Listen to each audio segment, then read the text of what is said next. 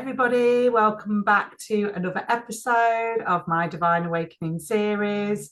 And I'm really excited to have this guest on today. She is somebody that I've attended a workshops myself and have felt so much open-heartedness when I've attended, and this will make sense because she's an accredited sex and relationship therapist, really focuses on being a love coach and supports those that are wanting to just open their heart more and get deeper in their relationships with people. And so she was a support on the Undateables on Channel 4 and has been very active in the media around her experience as a therapist and how she has supported people through her workshops, her coaching, and yeah, she's shared her teachings throughout all many countries, over 6 different countries. And, you know, she's an artist and yeah, she has got so much to share on this channel today. So I'm just really grateful that you have said yes to coming on. And thank you, Cate Mackenzie, for coming on the Divine Awakenings podcast. Thank you so much, Sarah. It's really a joy to be with you and a pleasure to be with you. Thank you. Thank you. And I just love your background, by the way. It really just is just you. It's amazing. Oh That's my from God. my heart. Yeah, thank you. Yes, the love coach there, everybody. This is just amazing. And so yeah, you really like with your coaching and your yeah, your offerings that you know dive into. And I attended one of your workshops and you did this beautiful meditation where we really did drop into our heart, and I really felt the difference after. And so this kind of like work, obviously, I think the sex therapist has come later in life, but you put the connection as the foundation is all around love, and you've helped many people really open up their heart to that. And so it'll be interesting to kind of rewind and just go back to how this journey started. Was this um always like something that was on your heart where you just like love was like big for you? Was it your home life? How was you brought up? Was did that impact and shape your path? So absolutely, absolutely. So originally I grew up in London and Wales. I grew up in Battersea till about the age of 12, 13, and then also in Wales, around Abergavenny. And um and then so what happened was in the culture I grew up in Wales.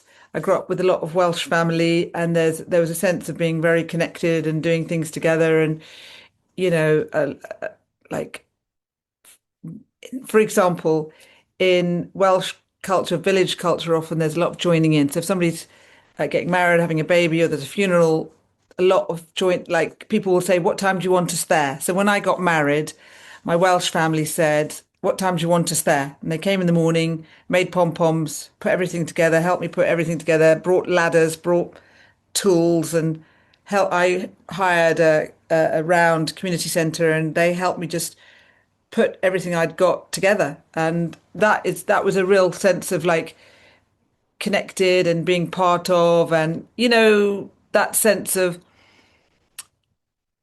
somebody might be a cousin. It's this kind of village culture thing, that you chat to everyone, and or if you don't know someone, something or someone will, because of this sense of village culture. Then I grew up in Battersea as well. And that's also had very much a community time, people popping in and out of each other's streets, out of each other's houses, and a lot of parties, a lot of reggae music. And that was also a sense of being in community. And my mum also would fill our house, and people would live with us who maybe were going through a hard time. She'd just say, "Oh, come and live with us, come and live with us." So on one level, it's kind of like quite random in a way, like all these different people coming to live with us. But on another level, there's also this sense of community and joining in. So even though I was brought up religiously with Catholicism, went to Catholic schools, so I went to a Catholic church on Sundays. But my mother found out the Anglican church were lacking in people doing their leafleting. And so she got me and my sisters to leaflet for the Catholic Church and for the Anglican Church. And then she did stuff for Amnesty. So we do jumble sales for Amnesty as well at the weekends. So what I mean is, and then like one year we had a refugee from Chile come and live with us as well, who was going through difficulties in Chile. So what I mean is it was this sense of community and being connected and joining in. And I had this wonderful neighbor called Esther, who I really adored, who lived on my street. And Esther was a chef in the Royal Court Theatre, which is in Sloane Square. She'd wanted to be, originally, she wanted to be a set designer, but it was the era where your father could kind of say no, and her father said no. And so she got married and had kids, but that marriage didn't work out and they divorced. And so what she did was, excuse me, she became a chef in the Royal Court Theatre. And so that was her way of being connected to theatre, which was, I think, beautiful. But Esther had some certain difficulties in her life. And what happened to me was from the ages about 4 till 12, I would go to Esther's house every day and dance and have tea and toast and dance. And sometimes there might be like a reggae musician drumming, or there might be, she'd play reggae. She was bonkers about Bob Marley. And Bob Marley was a very, very big theme. And and this was quite amazing. So even though like I would be having maybe difficulties in certain areas of my life, like we all do, or things can happen, I always had this little haven, which was I could pop round to Esther's and have a dance and a cup of tea and toast every day. And it was liberating. And Esther was this marvelous person going, oh, look at the sky, look at the trees, look at this, look at that. She had a little Christmas tree, which was sparkling. Everything was like, let's be here in the moment and enjoy life. She was very feminine. She had red hair. She wore dance shoes and crocheted dresses and moved like a dancer. And then when I was 12, Esther suddenly died. Like I knew she was seriously ill 4 days before, and then 4 days later she was dead, because there was kind of a tradition at that time not to tell children too much. So I'd gone to secondary school with Esther. She took me when I was 11, and then her boyfriend, it turned out, she decided not to be with him, and because she realized she wanted to live a more well life, and she realized the relationship was very dramatic, and he knew it was the end, and he killed himself. And she went to bed, and the doctor kept saying she had flu, and basically she was drinking, but she was ill, and she got cancer, and she was ill, lots of combinations. But I was told she had flu, and she was in bed. I spoke to her a few times, and she was in bed, and I was told she had flu, and I was 11, then turned 12. And then so for me, the first thing I knew was that my mum said, maybe you should go and see her. So I saw her. I'd never seen anyone look so tired. And then 4 days later, she was dead. So I came home one day and they said, oh, Esther's dead. Um, I didn't even know what dead meant, and I couldn't translate it. I was like, what? Because I didn't know the boyfriend had committed suicide. I didn't know Esther was drinking a lot, and she'd got her life on track. She'd stopped drinking, she'd stopped loads of things, and she split with the boyfriend in order to kind of move in a different way. And he killed himself, and she just went downhill. And there was a kind of tradition, you don't tell children stuff in a way to protect them. So all I got was this amazing person, important person in my life was suddenly, like literally with no warning. And I hadn't gone shopping for her, I hadn't done things for her. I'd just been doing my homework for secondary school.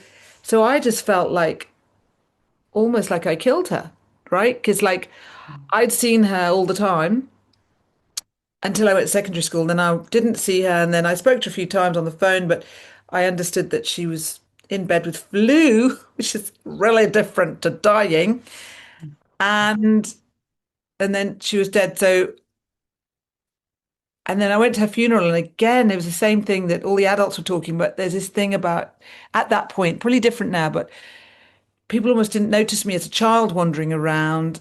And there was a chance to go and say goodbye to her on her bed, but my mum decided not to let me do that.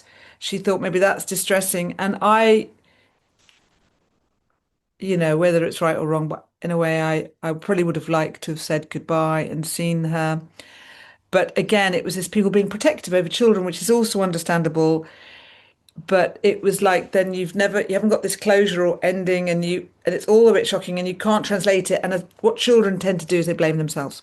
Mm, So often, if their parents split or things go wrong or whatever happens, children often think they did it, they got it wrong, they're bad. And I definitely thought, oh my God, this very, very crucial, important person in my life who's like a saving grace to me, almost like a workshop leader in the times when there weren't such things really. Like she'd hold space and anyone could come round and dance and be there, and the musicians and lots of reggae. And I just felt bereft. Then my next door neighbor, they moved, my parents split, moved. So it was like this domino effect of everything kind of went. And we moved areas, um, and it was like we moved suddenly somewhere no one knew Esther. Whereas we moved from this community place to somewhere that wasn't so community, and people didn't know each other, and people weren't popping into each other's houses. And I was like, I was so used to somewhere which was kind of neighborly and community, and it wasn't. There's other benefits and other beauties, but it wasn't. It was almost like, no, you don't pop brown, you don't this, you don't that. And I shut down, and then my parents split, and they were both in their shutdown, and so it wasn't like I could talk about it. Couldn't talk mm, about what's going on. And then my grandfather died as well, and it was just kind of like basically, I think what I did was I shut my mm, heart down, and I knew cope. But I also, unless I heard a Bob Marley song, especially No Woman, No Cry, mm, that would like help me to feel the sunshine and the joy. Somehow, if I heard Bob Marley, weirdly, she died the same year as Bob Marley. And what I found out as well, which I found really, really weird, because we were in Battersea and then we moved to South Kensington, which just wasn't as, you didn't pop round to the neighbours in the same way. But what was weird was Bob Marley actually lived in Oakley Street in Chelsea for a while and played football in Battersea Park for some time. And I thought, wow, if Esther knew that, what would she have been like? She was such a fan. So it's just one of these mm, weird things where often things are quite close together, mm, but we just don't know about it. But yeah, so basically, there was a part of me that thought that I was responsible for her dying, and there was a part of me thinking, I've just got to make sure people don't die, which of course is nothing to do with me and none of my business. But it just, in a way, made me want to like help others or rescue others or be there or whatever. Not that I'm perfectly there for people, but it was this feeling that took me out of myself. I think before that, of course, life had difficulties and ups and downs and insecurities and all kinds of things. But I think before that, maybe there was a sense, like as a child, I could just be with myself, go and dance at Esther's, enjoy the nature in Wales, enjoy this or that, all different things going on. But maybe there was a sense of being with me. After that, I was like a bit preoccupied with others and what's going on and mm, making sure someone's not going to be terrible or ill or whatever, and you know that kind of codependency. So I think what happened really was I shut down, my heart broke, and I was very, very shut down and frozen, and it was literally like the inside of me went concrete, which you could say is protection. You could say shock, you could say protection, you could say barriered up, you could say kind of like making sure I ain't never gonna get hurt like that again.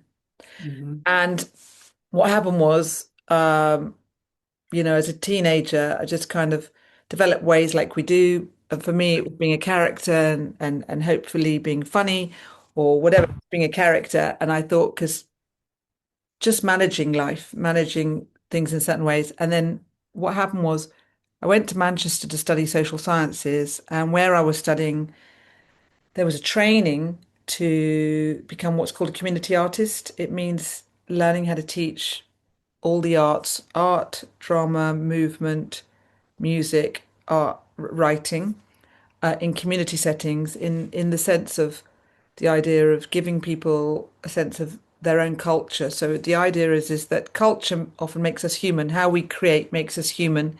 And community arts was the idea that if you haven't got a sense of seeing yourself in theatre, film, telly, or a way of expressing yourself, are you given your humanity? And community arts was a way of kind of accessing, giving people ways to make theatre, do dance, write, make music.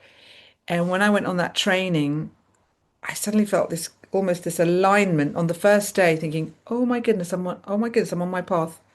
I felt connected and probably was a deep connection because like my upbringing had been like every day dancing in community with Esther and then chop and it was like it all went and suddenly I'm on a course which is about being in community and channeling arts creativity and then what happened was I ended up teaching dance and drama mainly all around Manchester and Yorkshire and Bradford, Leeds, Hebden Bridge, Halifax, Todmorden, all around Manchester, with mainly people with disabilities, but also mental health problems or ex-offenders or older people's projects or different projects, but a lot with people with disabilities and a lot about teaching dance. And I found that when I would turn up, people would be like, "Oh, wow, you're here, you've come. Oh my God, we're so happy."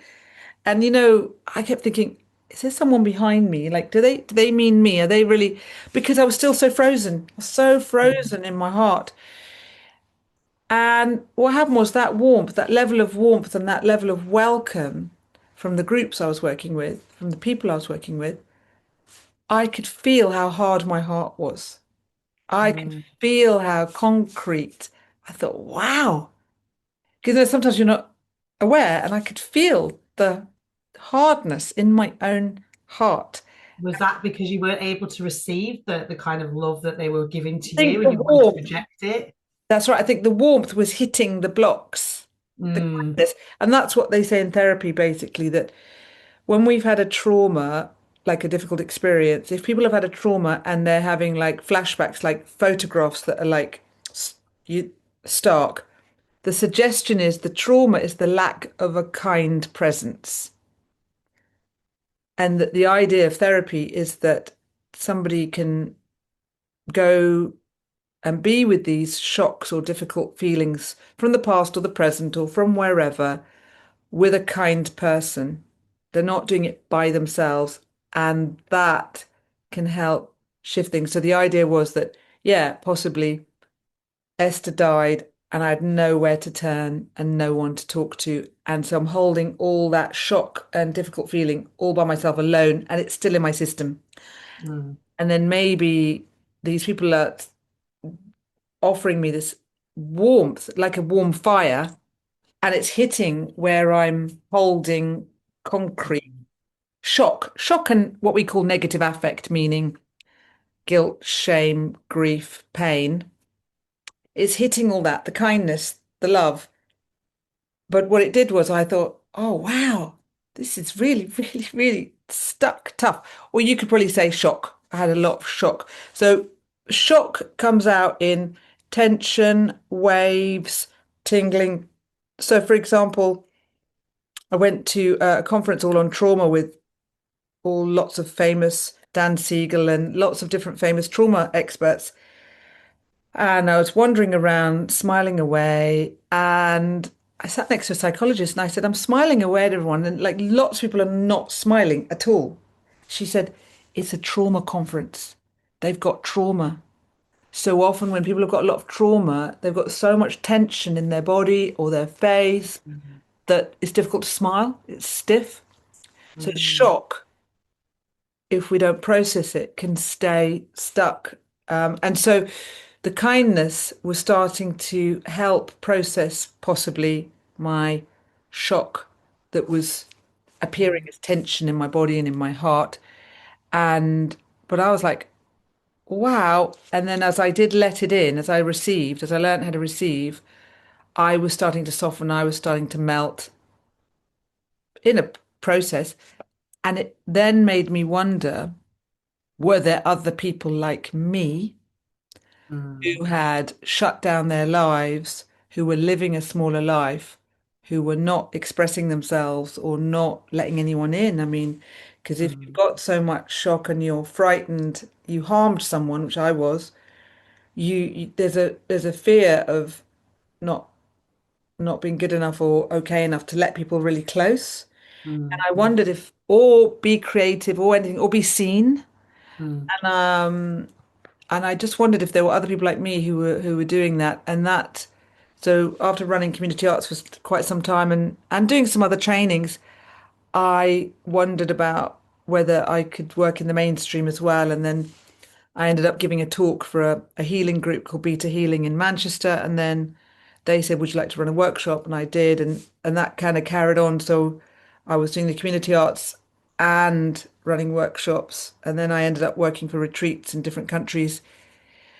And then that led to, I did a coaching training because people said, "Oh, can we work with you as an individual, not just groups?" And then I did a coaching training.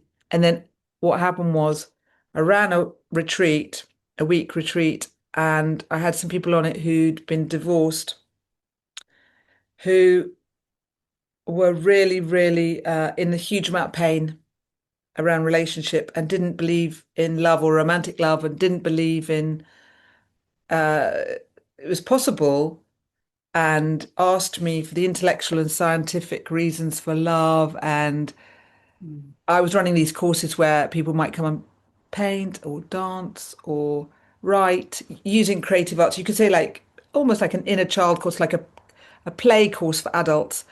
But I had this one course where people really felt in so much pain around love, that they were like, "Can you give us the intellectual reasons and the scientific reasons for love?" And I didn't have any. I was a community artist and I was a coach. I didn't have any. And then I thought, oh, I better become a therapist because actually, this love word, this love stuff is for some people a dangerous word. Mm. And I'm just willy-nilly going, let's paint, let's dance, let's let love in. And but for some people, that's like, really like too much, too scary, too hard. And I thought I need to go and train to be a therapist. I need to go and learn about this stuff. I need to go and learn what's going on in the body, hormones, attachment theory, parts work, trauma, shock, feelings. Is not enough to go, just open your heart to love. I needed to understand it. I needed to understand much, much more. It wasn't like I thought, oh, I want to be a therapist. It was more like I thought, this is a huge area, and Mm.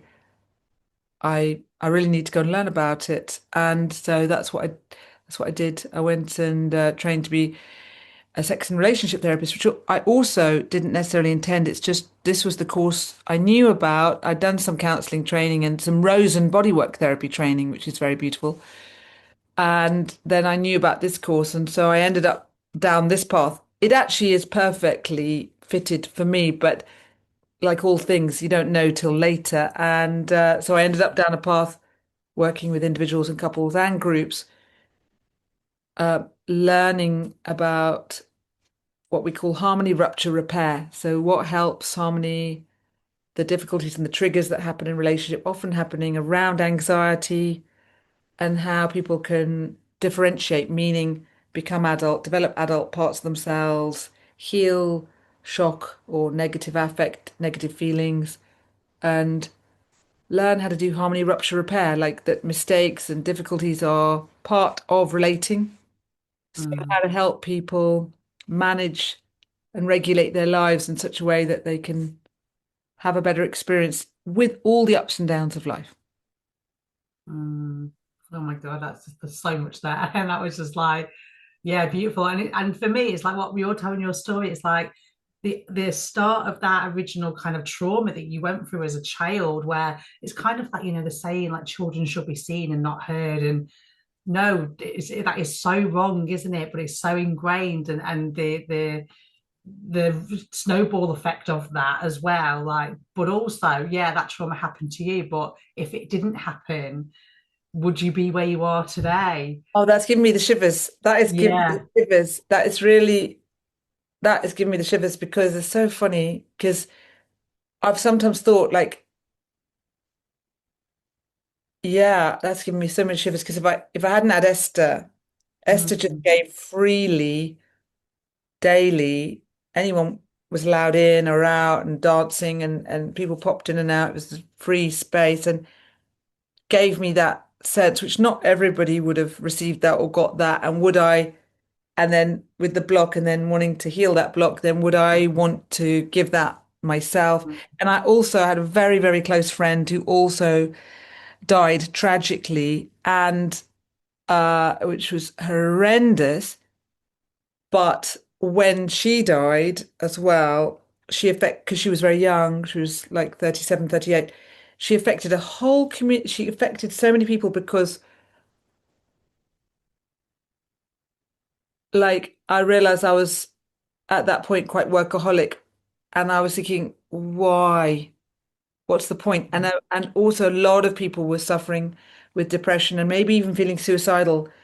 And when she killed herself, and when she did that, it all these people reflected on what were they thinking, what were they doing, and why. So, uh, yeah, sometimes these are the moments that change everyone. Yeah. Mm. And her funeral, she was young, was just packed to the rafters. I mean, not Mm. that maybe it would have been any age, but I think it just impacted people because it's like people can all see themselves in a young person struggling and yeah. Yeah, it makes you reevaluate things, doesn't it? Yeah. Yeah, no, that's beautiful. And so, um, yeah, so you talked about obviously you've had to go through that to kind of like open your heart back up as well. And so, what are the things that you did, tools and techniques that really started to help you slowly open the heart? Because I think it's quite, like you said, that I'm really glad you mentioned this about, it's, oh, just open up your heart and, all these things. And it's all like, rainbows and unicorns. It's like if somebody's had real trauma and they have like blocked their heart, they are like, that is not going to make any sense to them. And so there's other ways we need to look at it. And you've looked into, what's happening with the body, the subconscious mind, and all of that. And so it's really, I'm really glad you said that because I think that's important. That then you went off and went and actually did the research. You went on training to not just show up as love and light and open up your heart to really help people. So I think that's great that you did that. And so, what are the ways in which you really did that for yourself to open up your heart? No, I really love that. Thank you, Sarah. And there's so many different things that we can access nowadays. I mean, it keeps being more and more, and we're in an amazing time. I feel very lucky to live in this time. If I think about my grandparents or great grandparents or, different eras, the, you know, sometimes I've watched, like a film about a royal person from like hundreds of years ago who was, let's say, addicted to food. And I was just thinking, wow, we're in the era where we have the chance to look at this, to get tools, to understand things. So special. And I know this is growing and growing and growing, and the young people that are coming through are bringing all kinds of information as well that they are developing. So yeah, I mean, one of the things I've studied is attachment theory, which came from Bowlby. Bowlby was an English psychiatrist, psychoanalyst who studied children, mothers and children, and then Mary Main, one of his compatriots, also studied. They did the things called the strange experiments, and what they looked at was what a child with secure attachment looks like. And the child with secure attachment, that means they're centered with themselves, where they could leave that child with a stranger for a moment and the mother could come back and the child would be happy to see the mother again. The child with avoidant attachment, so they don't necessarily feel safe around the caregivers and they're a bit withdrawn. They might be withdrawn with the stranger, but they might be withdrawn when the mother or parent or caregiver comes back. The disorganized attachment, they just might not settle at all because they just haven't had a sense of settling with the stranger or the caregiver. The ambivalent anxious attach, that's the one that wants, but actually when the mother comes back, they might be switched off because they're ambivalent. They're like, I don't know if I trust you. I really want you, but I don't know if I trust you. Mm, The reason why I'm saying this, in attachment theory, if we think about we've got young parts of us, it's the idea of regularity. So, Ed Tronick said, a child just needs 30% of good attuned connection, and we do too as adults, and our young parts just need 30%. What does that mean? So, in attachment theory, if you think about regularity for a child, it's supper time, bath time, story time, bedtime, giving these regular things that settles the child, settles the system, helps them feel safe, and grows resilience and security. And we just need, the child just needs 30%. It doesn't have to be like 100%, but 30% will build an embodied presence for that child. So if you think about adults, if adults can think about, well, what is it for me? Is it the food I'm eating? Is it meditation that I do in the morning, maybe that I have, you know, 5 minutes, half an hour, or whatever, where I find some stillness every day because there's an idea from Eckhart Tolle that, if we find some stillness every day, we get to some calm quiet, we're building a relationship with ourselves. And again, none of this is about getting anything perfect or perfectly right, but it's just having these things. What are the regular practices, whether that's your food, meditation, or prayer, if you like prayer, or community? And if you don't know how to build community, can you ask people? There are many free groups, there are many social groups, there's many things online. There are 12-step groups that are free online. And the reason why is because there's so much study now about how people regulate us. So as well as us giving ourselves tools like meditation, exercise, walks in nature, just even a little bit of sunlight every day. mm, So it's kind of discovering each person's different and unique, but what are your things that really help you take care of you mm, enough that you can build secure attachment? And if you feel like, oh no, I've got so much shock or difficult feelings in my system, can you also uh, find a way to have help for that? That mm, might be therapy, that might be groups, that might be work you do. And again, if people don't have, they think, oh, they can't afford this or that, there are always, in the UK, there's always low cost or free services. Like, example, Psychosynthesis Trust. Um, does low cost therapy. You can look that up. You have an assessment. Or if you want sex therapy low cost, there's something called CICS, and they do low cost therapy. So what I mean is that, and obviously it's finding the right thing and what's right for you, but it's if somebody is more avoidantly attached, like they notice, they like someone, but they wait 6 months to even go anywhere near them, by which time that person's gone, mm, then what we say is you need to get more in touch with your body, more in touch with feelings, more in touch with you. And that can be really helpful to really do some deep therapy to really find out, because for a lot of people, it's not that easy to go, what do I feel? What do I feel? What's a feeling? mm, It can take mm, quite a bit to immerse and find out, so that the delay between what you want and you actually doing something is not so delayed. We can all be a bit avoidant, or all be a bit anxious, or all be a little bit disorganized, or all be secure, depending on the situation. But we can have propensities. So mm, sometimes in certain situations, people are more anxious, like they get in a relationship and all they want to do is push someone. mm, And that's because they may have triggers in their system. They get anxious if they think someone's not there or not happening. So the key might be, as well as giving people finding their ways of regulating and having fun. Fun is so important. mm, I do Toastmasters, which is just a joy, and I absolutely love it. And it's adult fun. And it's like attachment theory. You go give talks, or you practice giving a talk, or there's little moments where you can do something spontaneous, or you plan something. Then you get feedback, kind.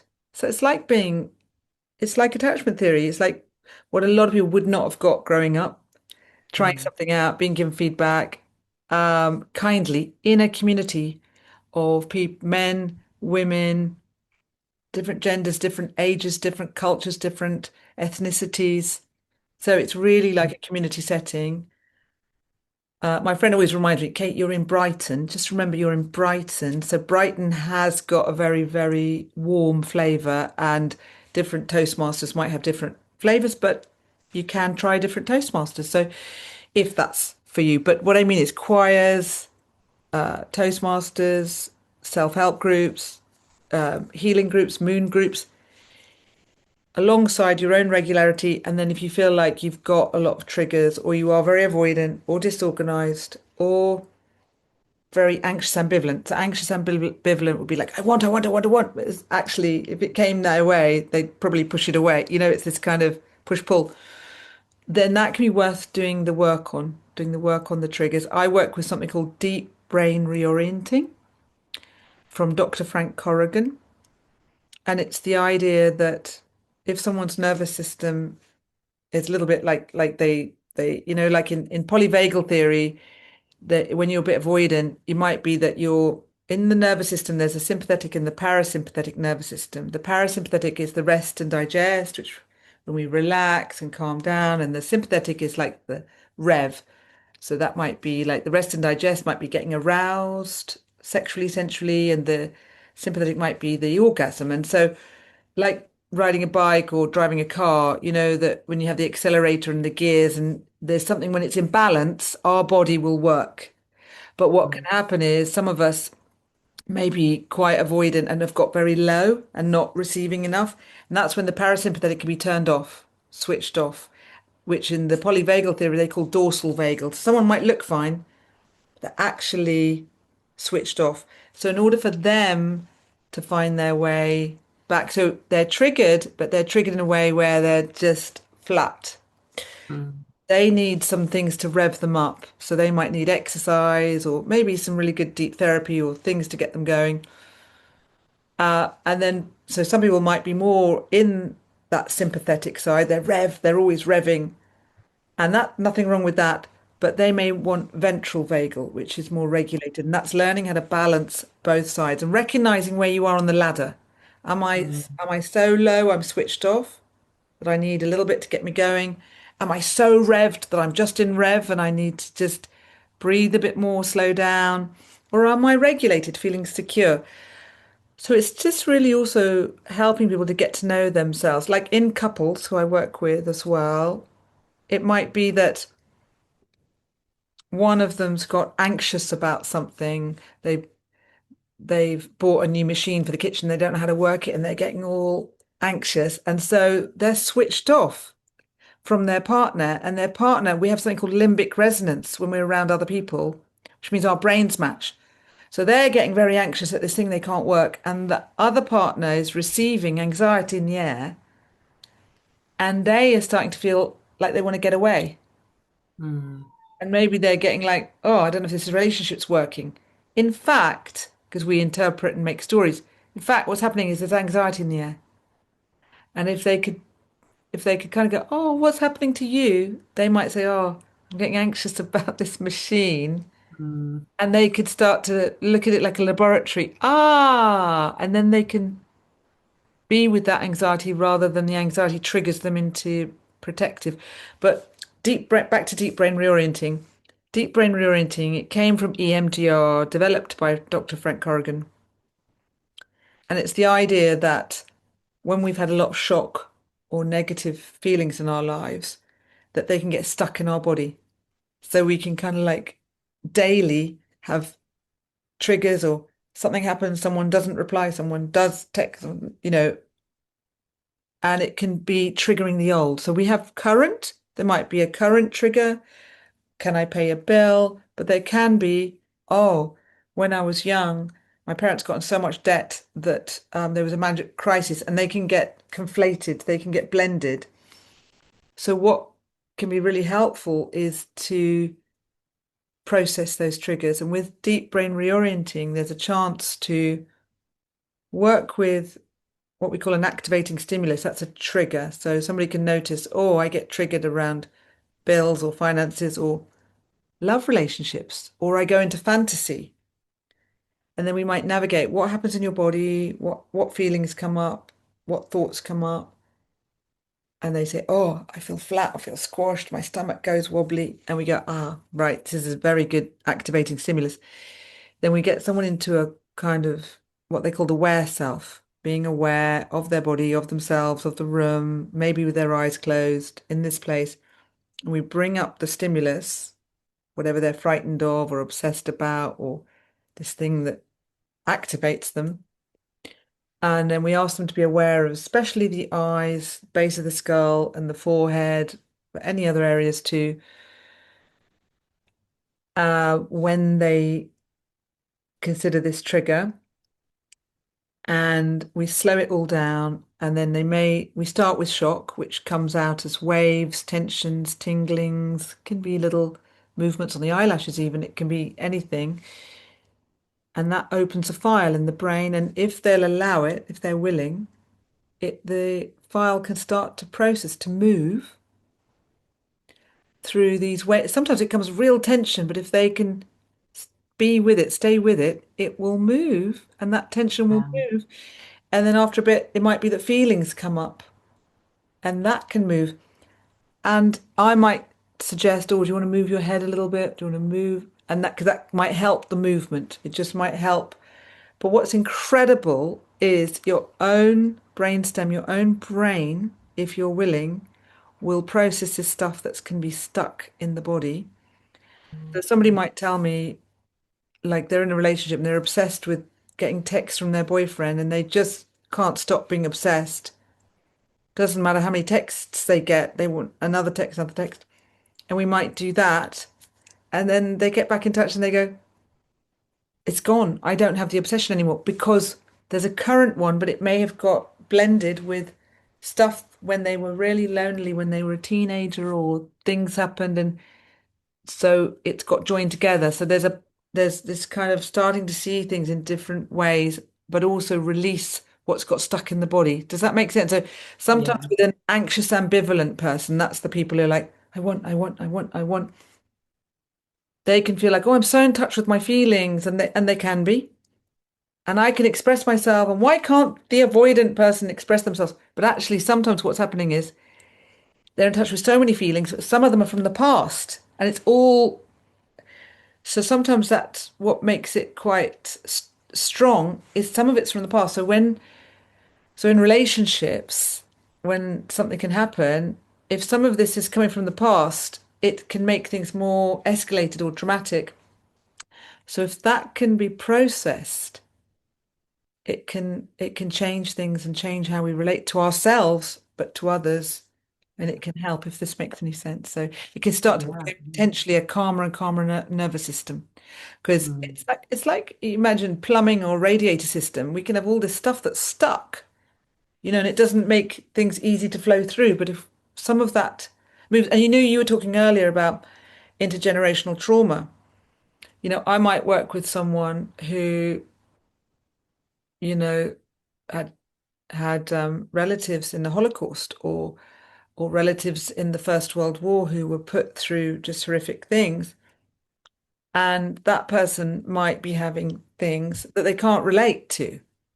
But when we talk about past or family, it sometimes it may well relate to passed down stuff. Let's just say 2 generations back, there was terrible, terrible things, but the next generation were just flat. They couldn't feel. Mm.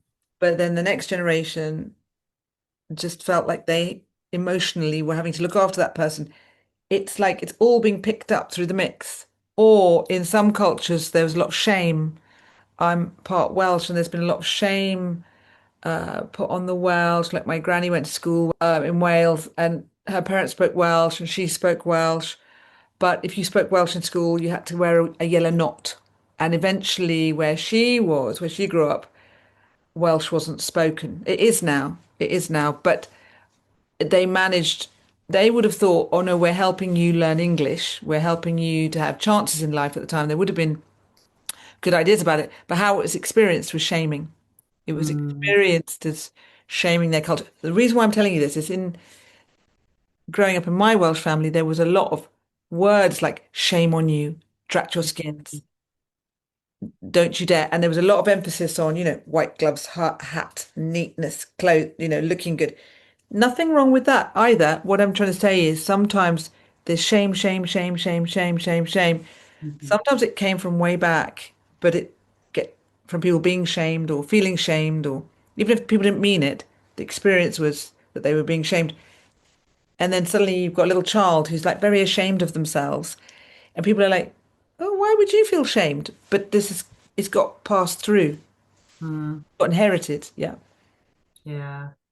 Yeah, it's amazing. And, there's so many tools and techniques that are available and accessible to us now, which you've shared, which is just was compared to obviously, that you were saying your grandparents and they weren't this knowledge and wasn't even probably aware, or they just had to live with it, and they just probably just kept being in this loop of shaming and not feeling good enough and closing up their heart. And so for what everything you said, it really feels like to me, and correct me if I'm wrong, like there's this like fundamental foundation of safety that's the core of it all.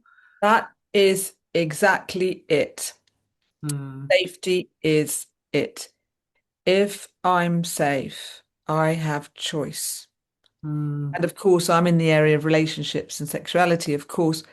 And of course, it's essential. If I'm safe, and consent now is a very wonderfully important and big topic, but and consent being a continuum, that I might feel like I could say yes now, but in 2 minutes I might want to say no, and that in if we can begin to create safe environments or safe cultures that people can be heard in mm, different ways. And of course, there's all these different movements, aren't there, which are ongoing and continuing, where we're all learning about what does consent mean, what does that mean, and how is it to be in a relationship. Now, of course, if you think about attachment theory or all these different theories and how so many times in relationships, which is the place we grow, like relationships will trigger us, and it's an incredible place to grow. It's not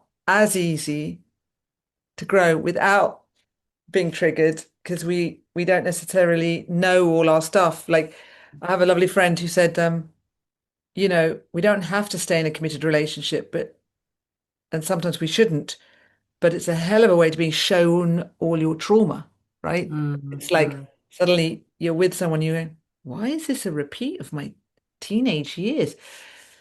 Because we do the exact right thing to get to know ourselves in some ways. It's not to say that people should stay anywhere and they need to be safe, but how do we learn that's not right for me or that is right for me? Sometimes we learn it because we go into difficult situations, but we are in this incredible era, and maybe we're bringing up different children mm, where they can be safer and they can be understanding about more choice or what consent is. Like I was talking mm, to my lovely friend the other day, and when I grew up, in my primary school, we had a paedophile who was in the playground.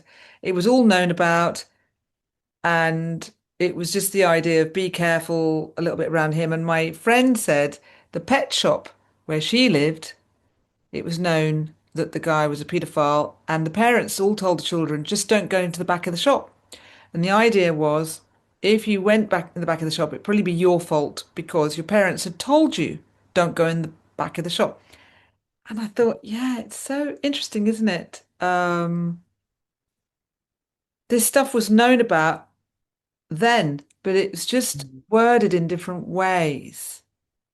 And maybe we're all learning how to be safe. So what I was thinking was, if you think about attachment theory, how people could be married and somebody could be avoidant. So they could be getting very intimately sexually involved with their partner, but they're just in their head or fantasy because they don't know how to say yes or no, or I like that, I don't want that. Or someone could be mm, anxious, ambivalent, and they so want a partner, they'll do anything for them sexually or overdo or overgive. And then they want to clobber them probably, but they over and over and over give. mm.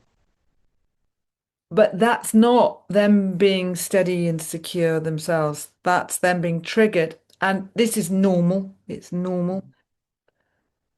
And a lot of people do learn through being in relationships, through all the triggers, the harmony, rupture, repair, to come to a place where they can be more themselves. A lot of people do learn through that. But also, yeah, how can it be that as a society we learn how to ask questions, how to be with someone, what's the right time, what's the right place? Differentiation is the process of learning to be an adult in Mhm. relationships. So to, but Mm. that's also learning how to do it well. So it's the right time, the right place, the right Mm. way. It's not what we say or what we do, like the Bananarama song. It's not, it ain't what you do, it's the way that you do it. Mm. And that is the safety in the adult relating. Um, it's and it's really scary, and you can understand why people don't say, look, for example, I really like you, but I just want to be friends at the moment because I'm not in a dating place at the moment. Is that okay for you? That's really scary for people to say. So then they don't say it. So then they worry about it. Or they ask someone, would you like to do something? And the person says, oh, I can't at the moment. And they're saying, oh, does that mean they don't want to or they do want to? Could they check? That's Mm. scary to find out and check, isn't it? But then we're Mm. not carrying this. And that's one of the most distressing things about life, isn't it? It's like, Yeah. oh, what's going on? And I think it's also understanding what each other's needs are. Exactly. And so if there's somebody that just tends to have a tendency to maybe be an anxiety or over worry, and so and that if you're in a relationship, that partner knows that if they text something, they'll be very transparent and very clear of this is not about you, this is about da, da, da, da, or whatever, instead of them leaving room for them to overthink or because and I Yeah. think but that's the conscious relationship, isn't it? That's where we want everybody to be in this conscious relationship. Because unfortunately, just because of the way the society is, we're very much like can be head down, like unconscious in these relationships and doing the mundane and day-to-day routines and keeping that I don't know, just keeping the relationship alive, whether it's a relationship with yourself or Yeah. relationship with your partner, and what are the ways in which we can do that where we make sure we are remaining as conscious as we can be in the day and times that we're in, as well as loving ourselves and knowing what our needs are. Yeah. No, I think that's such a beautiful question because getting to know your needs, getting to know your wants is Mhm. just so massive and key to life. I mean, there's a beautiful book, The Artist's Way, Julia Cameron, and she recommends writing 3 pages, can be little pages, big pages, but writing 3 pages where you just get out all your thoughts every day and taking yourself on, she calls it an artist date every week. And I just think that's fantastic. If anyone feels like doing that, just letting things out and taking yourself on something every week, just you with you, dating yourself. Mm. And finding what's fun and then little lists of what might be fun, even if you don't do it. In sex therapy, we also suggest people create pleasure diary. Pleasure diary means, oh, I love blue glass. Write it down. Or I'd like to go roller skating. Write it down. Pole dancing. It might not happen yet, but something happens when we write things down. They might happen. So it's this kind of like not putting yourself under pressure, but just gently, gently try one thing, have a little walk. It's gently, gently allowing yourself to be a priority, needs and wants. And the reason why this is so key to relationships and safety is because what we say in sex therapy is sex is life force energy. Mm. Life force energy, eros energy, erotic energy, life force energy is admiring the plants, looking at the sky, seeing the sun, enjoying seeing little children play together or watching a puppy. It's enjoying putting an outfit on myself or having a bath. It could be self-pleasuring or having a massage or being intimate with someone, but it's the whole of how do I allow pleasure in my life? Do I allow myself to slow down? And that's what we suggest having a little book where you make notes or write about what would be pleasurable, because the more we allow that, it brings us into presence, it brings us into life, the more we have a relationship with ourselves. Mm, More, we may well, if you want someone or someone's or whatever it is you want, you may be able to relate to someone else. Because it's very tempting for some people to, have a fantasy they're going to meet a person or persons and all of this is going to happen with them. But of course, if as soon as we think somebody else is going to fix us, sort us, rescue us, whatever, it's unbalanced, and that's when you can get this what we call pursuer withdrawer dance, where someone's thinking, oh, you're going to do it all, and the other one wants to withdraw. They might even stay together forever, but they can still have this dance. Soon as that person, the more pursuing person, starts to get more fun, look at their needs and wants, and doesn't put it all on that person, you start to get a little bit more equality. And that mm, person, also, if they could give a bit of room to that person might be able to come forward. But also, they can then ask the question, do you want to do this or that? But not from, because it's the end of the world if you don't, but maybe from a bit more level place, which mm, again is when someone's not giving themselves what they need or want, we can go into what's called the drama triangle, meaning someone can feel like a victim, and then they want to you go around the drama triangles: victim, persecutor, rescuer. So if I'm feeling victimized, I might push in not a nice way. I might sound persecute. I might sound like a persecutor. And then the person gets like, hang on, what's going on? And then I want to make it better. Oh, I'm sorry, sorry, sorry. I want to rescue. And then we're just going around a dance. Whereas if mm, I can be level, level might mean, oh, do you have capacity for me to ask you about things? Can I chat to you about this? Because they might not be in the right place, in which case, might not be the right moment. And how do you feel about this or this? Or can we do that or that? But if mm, I've got myself more regulated, like I've had my meditation or my walk in the morning, or I'm calmer, mm, I mm, might do it in a different way. Even if the other person gets triggered, maybe I can allow them rather than, get in a drama myself. mm, And it doesn't mean all kinds of different things can't happen every single day. But if I've allowed some cushions, meaning I've got friends, or I've got my meditation, or I've got a bath, or I've got ways to check in with mm, myself, then maybe things don't have to build and build and build and build into mm, dramas. And everybody's different. I know people who've done hardly any therapy. I've mm, done tons, but that's part of my life path, and it's also my job. So it makes sense, right? So, but when I chatted to this person, she went, "Oh yeah, she's hardly done anything," and I was like, "Oh man!" But then it makes sense. We all come in with different paths, don't we? exactly. And it's my path to have had a lot of stuff to focus on and work through and continue to, but learn what I've learned through having a path of certain things that were pretty devastating at the time, and then going on a Yeah. journey to release that. And we've all got different paths, and some people come in and it looks a bit easier. It doesn't mean it is easier because they have different things that are difficult, but Mhm, we're all mhm. really, really different. Yeah. It's not the same for everybody. Yeah.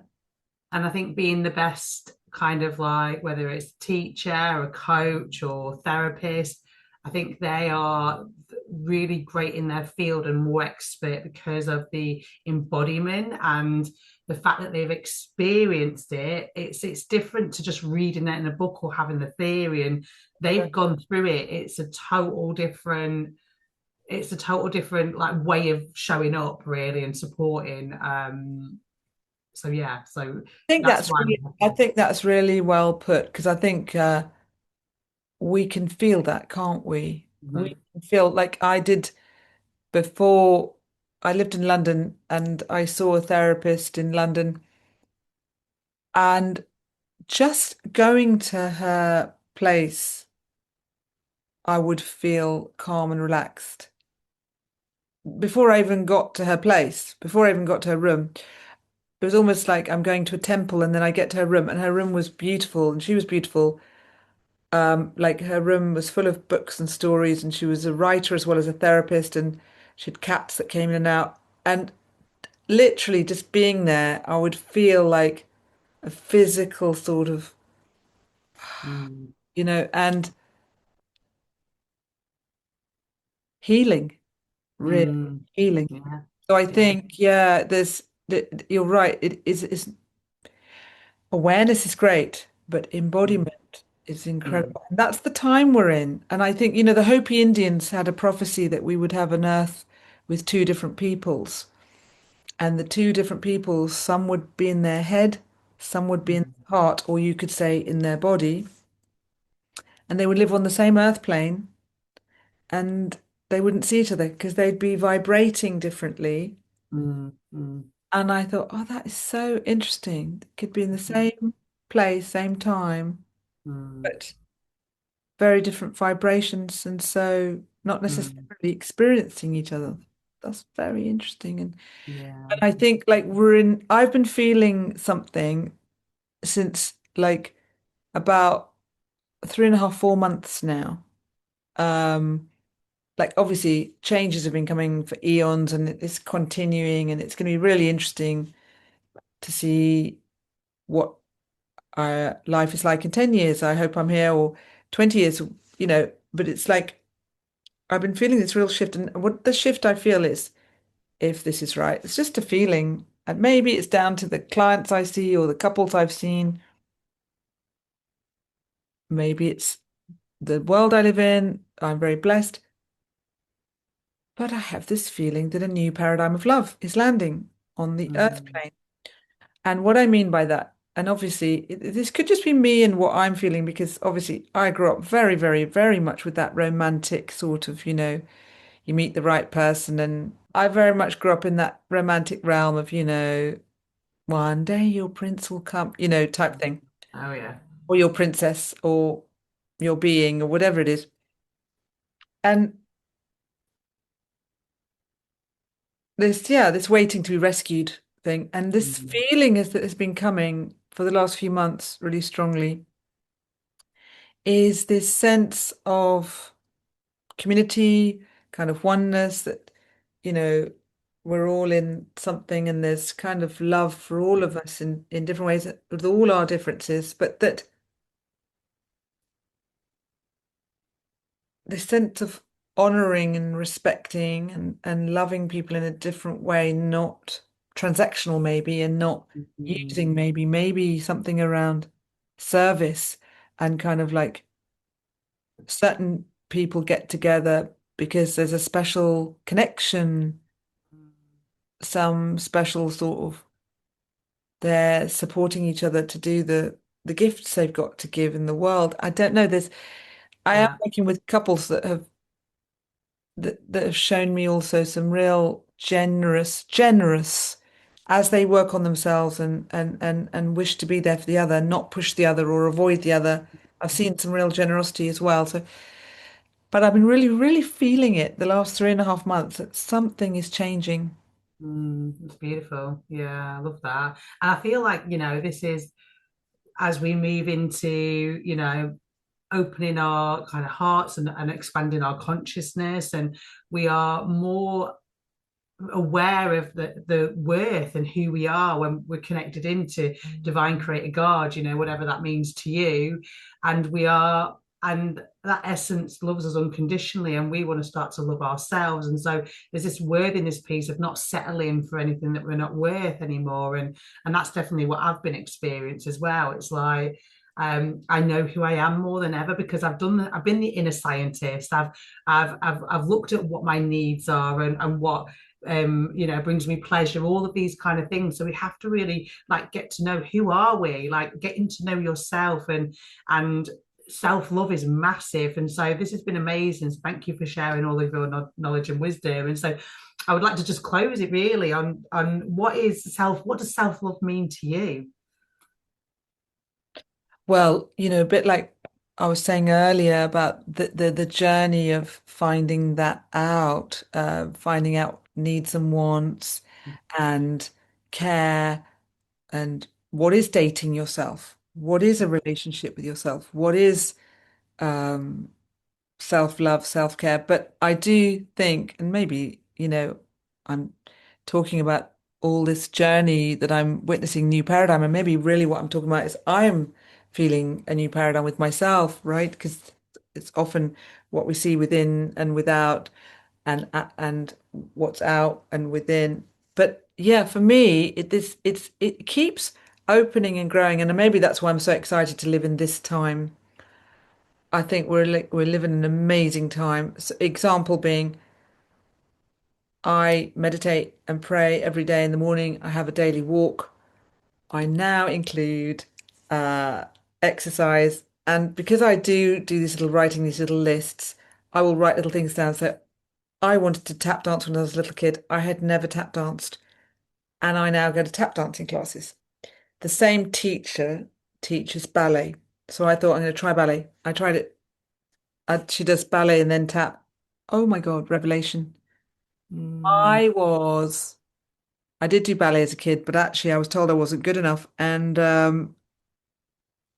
she's teaching ballet for adult women and it's divine. But I remember a lot of the ballet I did, but I'm in a class where I'm big enough and old enough to look after myself. I'm good enough.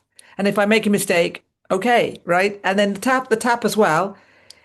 And so I'm enjoying it, but I am putting the regular, my meditation, prayer, writing.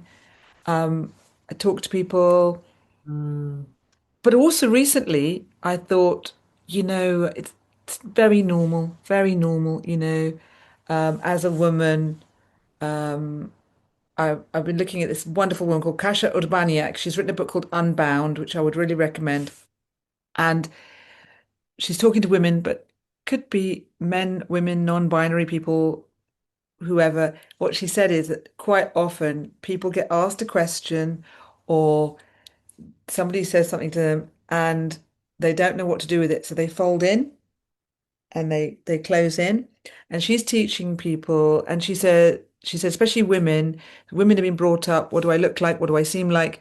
Oh, must be something wrong with me, how I look, rather than like, did you really want to ask me that question? Or is that the kind of question you ask a woman like me? Or is mm, that what you want? Right? Push it back. yeah. And the reason why I'm saying this is because, which is very, very normal female thing to do, I can, look at myself or my face or whatever and go, oh, need to improve, or this or that or this or this. And then recently, just with self-love stuff, I thought, Mm, what if I didn't do that? mm, It's tempting, isn't it? Tired or stressed or this or that, to look at oneself and um, mm, have a little criticism. It's very tempting. mm, mm, And so recently I thought, how about no? How about I don't? How about I breathe or soften? And I got myself something which is like a little rose quartz roller, and I've got instructions for it I haven't read, but I just you put it in the freezer and then you roll your face with rose quartz. And whether it's right or wrong, it's the sense of giving my face love rather mm, than going, oh, have I got a wrinkle or am I this or have I not got that or this or I don't know if I make any sense here. Rather than yeah. that, breathe and enjoy because I think it's common for many women, but we can be brought up with, I was definitely brought up with, I should be this size, I should look like this, my hair should be like this, I should, no, no, no. My mum and aunt were just like, under pressure to look in certain ways. And I grew up under that too. And Mm, so I can definitely have that. And I thought, oh, what if I don't? What if mm, and it's so true. And there's probably many people who really are doing this really well. And I thought, what if I just like myself as I am? And I saw my beautiful friend the other day, who's still gorgeous and beautiful. And I said, oh, you haven't changed. And then she went, oh, I've got this and this and this. And I thought, oh, it's just normal for women. Normal mm. for women. She suddenly Deep went into programming. It's deep programming, isn't it? She went It- into, oh, this and this and this. She criticized herself. And I thought, oh, wow. mm. this is what I'm sure men, non-binary people, I'm sure it's common for lots of people, but women will go to their looks and tell their looks off and so I've just been experimenting with what if I didn't? What if I go to that mirror? So I'm doing it daily now. And it, Right. by the way, it's what in sex therapy, if people are willing, because some people it's very confronting. So one step at a time for everyone, no shoulds. But I now daily am looking myself naked, going, lovely, lovely, which is so different than, oh, that's not right, or this isn't right, or that. It's so different, but it's a little bit of that effort. Instead of going, oh, I should be, how lovely, how Mm. lovely. It's obvious, probably what lots of people are doing, but I'm doing it, and it really does change things. Beautiful. I love that mirror work. I did mirror work for a while and it did, and it was so easy to fall off these That's right. practices, isn't it? And getting back in. But mirror work was, as soon as I woke up in the morning, I sat in front of the mirror and I just look at myself and send me love. And oh God, so much would shift. My heart would open. I'd have tears and I'd really, really feel it. And so, and I'd clear energy because when I clear energy, I yawn a lot and I get it comes out. It's Yeah. really simple tools that we can take away, and it doesn't have to be complicated. And that's what I'm really realizing more on my journey as well, and just with the work I do as a healer, is just things don't need to be complicated. They can be really simple. Take yourself out on a date, do some writing, breathing, go into nature. These are really simple practices that we can do. Meditate, stillness is really powerful. So, Yes, um, that's right. yeah, Quiet time, yeah, silence. It's really, mm, really deep. And yeah, also just for anyone, uh, things do not have to cost money. There's low cost and free counseling. There's museums. There's bookshops, bookstores. There's loads of community experiences. Obviously, I live in Brighton, which is a great privilege because it's full. But there may be places where you live, there may be places where you live. And so, or ask people, mm, other people may know. So, what I mean is like sometimes people can think, oh, well, I can't. And that's understandable too. But if you just have a tiny window of maybe you could have a walk mm, or mm, look in the mirror. And again, no shoulds, because sometimes I work with people and they go, yes, I've tried to make a whole schedule of things I've planned for my whole self and I don't do any of them. And I think, try one, just yeah. one thing, because who wouldn't get overwhelmed with a schedule, right? Absolutely, yeah. Slow and steady, and then just build that as your one thing, introduce it and do that so it becomes just your routine, Yeah. and then you can start to add other things in. But exactly right. And also, like John Lennon said, life happens when we're busy doing other things. So what I mean is like when we're busy, when we're going to the choir or in my case, Toastmasters or dance class or whatever, I'm talking about things I like, but other people will have like rock climbing or whatever they like.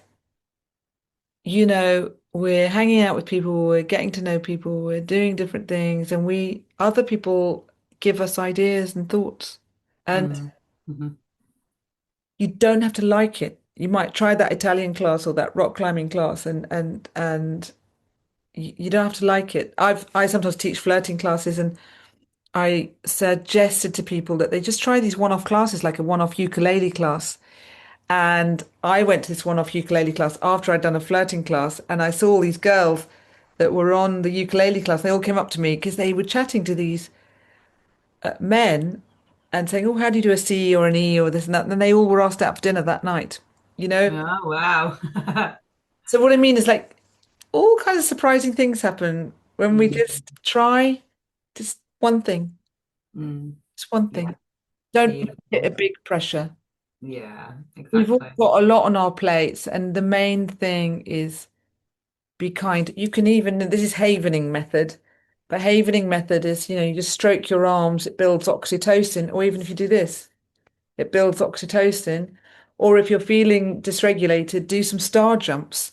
It literally lets go things, or put your feet on the earth. So Mm, there are things that you can do, or listen to some of that lovely music that releases things, so Mm, there's mm, things people can do, like you were saying, that don't have to be huge. mm, It mm. can really be supportive and self-loving and self-caring. And I think that's the thing. They always say, break it down, steal its power, Yeah. smaller. Because when we're overwhelmed, it can just feel like, you know. Hmm. Yeah, definitely. Yeah, I've been loving worship music at the minute. It's like me and my daughter's go-to. It's been really helpful. But this is amazing. Thank you so much, Kate. There's so many practical tools and techniques that people can take away from this conversation. And have you got any offerings, or where can people find you if they want to work with you, with couples or on their own? Or yeah. Thank you so much. Yes. So I've got workshops coming up. I've got a free workshop on this Monday, and I'll have a course that'll be online soon. It'll be online, and I'll also be putting some in-person courses. I'm also doing comedy, speed dating, which is really, really fun and adorable. I'm doing one 12th of February in Brighton at the Forge, and then I'm doing Brighton Fringe. I think it's at the Walrus Pub. I think it's 20th and 21st of May. I'll also be in London. I'm also in an exhibition because I paint hearts, like this heart behind. I'm in an exhibition for a charity called Chain of Hope, and I'm at the Saatchi Gallery. And the opening the week of the 10th of February, I'm in the Saatchi Gallery, one painting, but there'll be loads of different people who've given heart paintings, and that's a charity. I've done it for them before. It's so amazing. Doctors and nurses from the UK, so amazing. Oh my God, they give up their time, their holidays, and they go to Africa to give heart operations to children in Africa. Oh wow, that's amazing. Incredible. And so this exhibition is for this charity called Chain of Hope, and it's a lot of people, a lot of famous people, and lots of different artists will have made hearts that will Mm, be sold to go to this charity to help, so that people can go to Africa and offer free care and operations for children.